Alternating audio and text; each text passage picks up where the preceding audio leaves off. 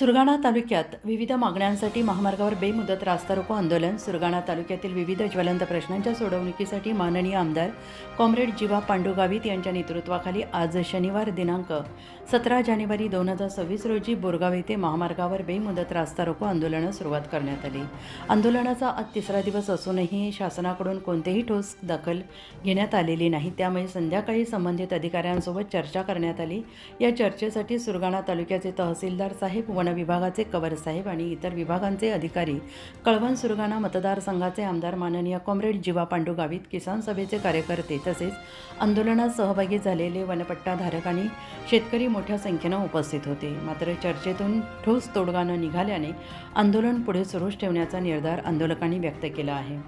सर्वांची मागणी आहे आणि ही मागणी आम्ही पुढे करून घेऊन चाललो. पण हा प्रश्न आपल्या हातात आहे की कसं आहे आपण सांगावं.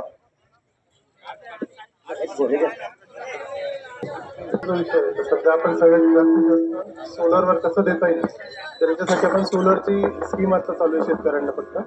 आणि सोलर व्यतिरिक्त जे जुने ग्राहक आहेत आपले तर त्यांना ते मुख्यमंत्री सौर कृषी योजना म्हणून आहे. त्याच्यामध्ये सोलरवर सगळ्यांना दिवसा देता येईल याच्यासाठी आपण प्रस्ताव पाठवला.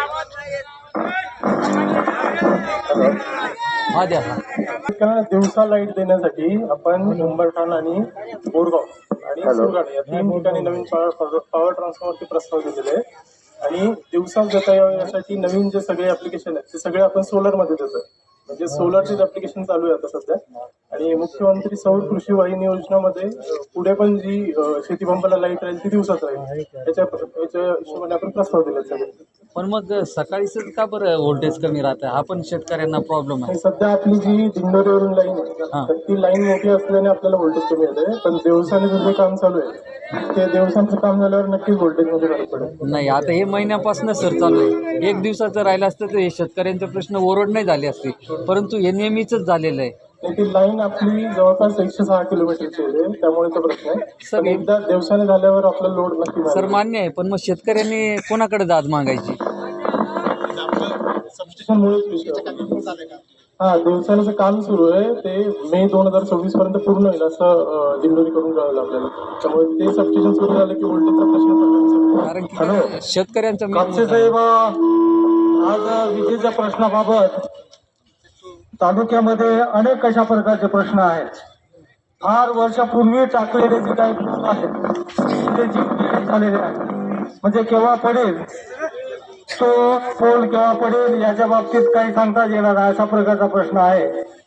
आणि आज जर आपण तालुक्यामध्ये विजेची व्यवस्था पाहिली तर सिंगल फेज सुद्धा चालते का? सिंगल फेज सुद्धा चालत नाही अशा प्रकारची परिस्थिती आहे. तेव्हा आमच्या मोर्चाच्या माध्यमातून आपल्याला विनंती आहे, तुम्ही सांगता सोलरचं ते चालूच आहे, परंतु आज जी लाईट आहे त्या लाईटीवर आपल्या पूर्ण शेतकऱ्यांना ज्यांनी कोणी गहू वगैरे इतर स्ट्रॉबेरी वगैरे केलेली आहे त्यांना 3 फेज पण मिळत नाही. आणि मिळाली रात्री तर तुम्हाला माहित आहे आता बिबटे वगैरे खूप आहेत. त्यामुळं ती जी काही 3 फेज लाईट आहे ती दिवसा देण्यात यावी आणि व्यवस्थित द्या. काही चालत पण नाही अशा प्रकारचं आहे. म्हणजे तुमचं कुठून काही यंत्र आहे ना त्याला जरा व्यवस्थित करून आणि शेतकऱ्यांना व्यवस्थित लाईट द्या. घरी लोकांच्या घरी आपले हे आहे काय तळायची लहान चक्की काय त्याला म्हणतात घरघंटी सुद्धा चालत नाही. आता लोक आटा घेतात विकत, बरोबर ना? बऱ्याचशा लोकांनी आटा घ्यायला सुरुवात केली, तयार आटा साहेब. अशा म्हणजे घरी गहू आहेत, नागली आहे, सगळं आहे, पण ते पण दळता येत नाही अशा प्रकारची परिस्थिती आहे.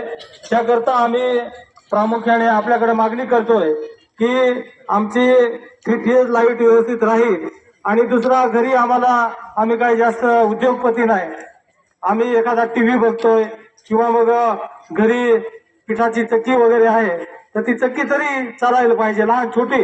म्हणजे त्याला काय किती HP ची 2 HP एक सिंगल फेज ना काहीच नाही अशा प्रकारची आहे, ती पण चालत नाही तर ती पण व्यवस्थित करावी अशा प्रकारची मागणी आहे आमची.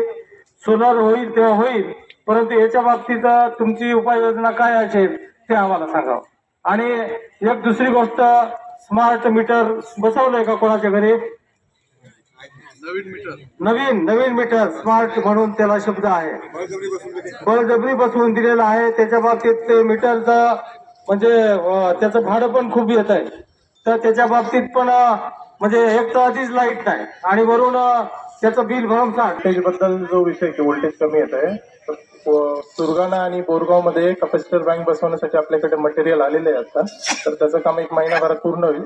तर आता आपली लाईन दिंडोरीवरून आहे, त्यामुळे व्होल्टेज आपल्याला लाईन प्रमाणे कमीच आहे, पण तरी कॅपॅसिटर बँक बसवल्याने त्याच्यात बरीचशी सुधारणा होईल. आणि दुसरं म्हणजे स्मार्ट मीटर जे बसवत आहे, तर ते स्मार्ट मध्ये आणि जुन्या मीटर मध्ये एकच फरक आहे. आधी मीटर रीडर तिथे रिडिंगला यायचा आणि आता ऑनलाईन रिडिंग जाणार आहे. त्याच्यामुळे बिल काही वाढणार नाही, बिलात कुठलाही बदल होणार नाही, त्याचे एक्स्ट्रा चार्जेस पण काही नाही आहेत.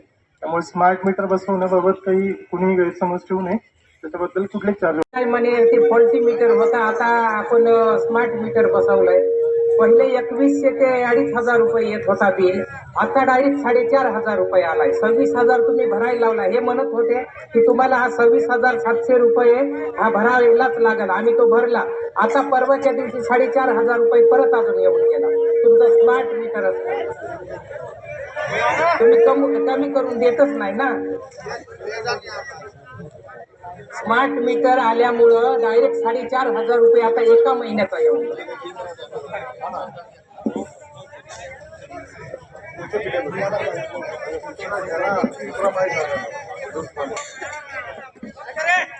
काही तक्रारी असेल त्या माणसाने स्वतः उभं राहायचं, तिथंच काव करत बसायचं नाही. तुमचाही प्रश्न कोणी ऐकत नाही आणि तुमचा अडचण ही तुमच्याच मनात राहून जाते. तिथं काही गावांना वाढीव पोल आले, तर तिथं तुमचा ठेकेदार आणि तिथले गावातले काही लोक यांनी ते पोल काही लोकांकडे पैसे घेऊन ते जिथं लोक नाही तिथं ते नेऊन उभे करून दिलेले आहेत. परस्पर उभे केलेले आहेत.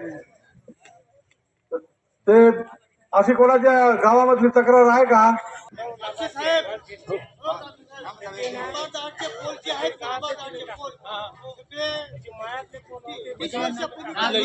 अरे एक जण बोला ना. हा इकडे बोलतो, थांब जरा. पांडू बोलतो का? 2 मिनिट. हा बोल. 9 लोकांचे पोल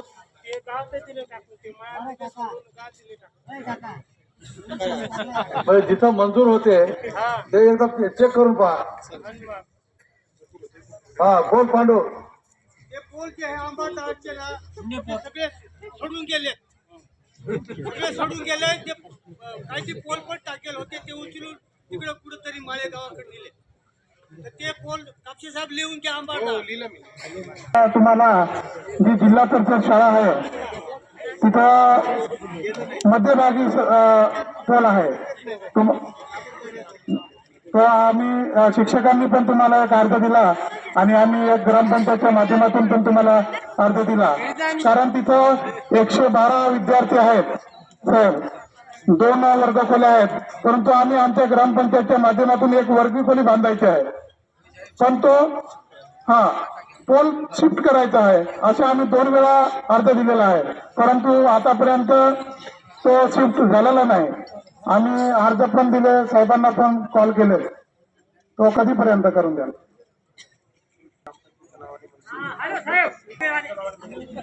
हा, पण तुमचा जो वायरमॅन असतोय, आम्ही म्हणजे जे खर्च लागेल ते आम्ही करायला तयार आहोत. फक्त जर आम्ही आमच्या पद्धतीने करू नाही शकणार. शिफ्टिंग जे राहील ना, ग्रामपंचायत करेल किंवा यांच्याकडे असेल तर ते करतील. साहेब आम्हाला आता म्हणजे झालं तर बरं होईल, कारण लगेचच ती शाळा चालू करायची आहे. 112 विद्यार्थी, 2 रूम. कधी करता? इमर्जन्सी घ्या ना, तारीख द्या तुम्ही. शाळेचा विषय आहे. त्या जानेवारीच्या अखेरपर्यंत जानेवारी 31 डिसेंबर पर्यंत झालं नाही की मी सांगतो. आणि जे आपण मागण्या जे नमूद केलेल्या होत्या सर्व काही आपल्या जिव्हाळ्याच्या होत्या, त्याबद्दल कुठंच दुमत नाही आणि आहेत आपल्या जिव्हाळ्याच्याच आहेत. यापैकी प्रत्येक अडचणी ऐकून घेताना मलाही जाणवत होतं की आपण पण कुठंतरी याच प्रकरणातून याच बाबीतून गेलेलो आहोत असं जाणवत होतं. या बाबतीत साहेबांनी पण सूचना केलेल्या आहेत आणि आम्ही पण विचार केलेला आहे की रस्त्याच्या बाबतीत जे युवद आहे, आपल्या PWD आहे, बाकीचे जिल्हा परिषदचे आहेत, यांचे सर्व एकत्र बसून आपल्या काही कार्यकर्ते बसून आपले जे आम्ही नमूद केली, मी आमच्या डायरीत पण नोंद करून घेतलेली आहे की कोणत्या रस्त्याचे काम कसे आहेत किंवा कोणते रस्ते सुचवले आहेत आणि आजची त्याची परिस्थिती काय आहे, या सर्व त्या संबंधित जे आहेत त्यांनी पण नोंद घेतलेली आहे आणि मी पण नोंद घेतलेली आहे. आणि त्याच्यात आता पुढच्या काही दिवसानंतर म्हणजे आता या महिन्याच्या एंडला किंवा पहिल्या आठवड्यातच आपण आपल्या समक्ष ही एक बैठक लावून त्याचे पूर्ण काय काय केलं आहे किंवा त्याचे एस्टिमेट सह बोललेलं आहे आणि ती चर्चा साहेबांसमक्ष आपण करून घेणार आहोत. दुसरा विषय तसंच जल जीवन मिशनचा विषय आहे. जल जीवन मिशनचा जो विषय आहे तो मागच्या आपल्या ज्या तहसील ऑफिसमध्ये जेव्हा जनता दरबार होता त्यावेळेस सुद्धा झालेला होता. त्याच्यात प्रगती आहे पण पाहिजे तशी जी वाटत ते त्यांचं काम बऱ्यापैकी काम सुरू आहे, पण जे काही त्यांनी नमूद केलेलं होतं ते गोष्टी पण आपण झाल्या नसतील तर त्या सुद्धा आपण एक आपल्या सर्वांच्या उपस्थितीत एक बैठक लावून त्याचे पण जल जीवन मिशनचा जो विषय आहे तो पण सर्वांसमक्ष आपण चर्चा करून तो विषय पण त्यांना काय प्रगती आहे आणि काय केलं पाहिजे आणि ते काम किती फास्ट व्हायला पाहिजे असं आता आपल्या गावी साहेबांनी पण आता आपल्याला सर्वांना सूचना केलेल्या आहेत, त्यांना पण सूचना केलेल्या आहेत. त्यांनी पण काही बऱ्यापैकी काही ठिकाणी लवकर करू असं आश्वासन दिलेले आहे. तरी आपण जे नमूद केलं आहे त्या विषयावर नेमकं त्यांनी किती काम झालेलं आहे याची पण आपण त्यावेळेस पूर्ण माहिती घेऊ आणि जे विषय राहील ते आपल्या कार्यकर्त्यासमोर दादांसमोर सर्व विषय चर्चेला जाणार ह्या विषय आहेत. बाकी काही आमच्या स्तरावरचे असतील आम्ही पण ते प्रश्न तात्काळ जे सोडण्यासारखं आहे ते आम्ही सोडवू आणि आपल्याला जर आमच्याकडचं काही काम असेल केव्हा या, आम्ही ऑफिसला असतो केव्हाही तुम्हाला आमची म्हणजे कुठं परवानगीची गरज पडणार नाही, केव्हाही तुम्ही या, आम्ही तुम्हाला कामाला कायम इथं तत्पर राहणार. एवढं बोलून मी आमचं जे बोलणं आहे ते थांबवतो. उत्तर महाराष्ट्र न्यूज नेटवर्कसाठी पांडुरंग बिरार, प्रतिनिधी सुरगाणा पेठ. आत्मा मलिक हॉस्पिटल विश्वात्मक जंगली महाराज आश्रम ट्रस्ट संचालित आत्मा मलिक हॉस्पिटल कोकम ठाण शिर्डी. नाशिकचे सुप्रसिद्ध नेफ्रोलॉजिस्ट, किडनी विकार आणि किडनी प्रत्यारोपण तज्ज्ञ doctor Parth Devgaonkar, MD medicine, DNB nephrology, ESE nephrology, European renal association EDTA दर महिन्याच्या दुसऱ्या आणि चौथ्या बुधवारी आपल्या आत्मा मलिक हॉस्पिटलमध्ये उपलब्ध राहतील. तरी कृपया गरजू रुग्णांनी याचा लाभ घ्यावा. किडनी संबंधित विकारांची लक्षणे खालीलप्रमाणे: सकाळी उठल्यावर डोळ्याभोवती सूज येणे, चेहऱ्या किंवा पायावर सूज येणे, रक्तदाब किंवा मधुमेहाचा किडनी विकार, तरुणपणी उच्च रक्तदाब, रक्तातील युरिया क्रिएटिनचे प्रमाण वाढणे, लघवीमध्ये रक्त किंवा प्रोटीन जाणे, लघवी करताना त्रास होणे. शिर्डी कोपरगाव रोड, कोकमठाण, कोपरगाव. नंबर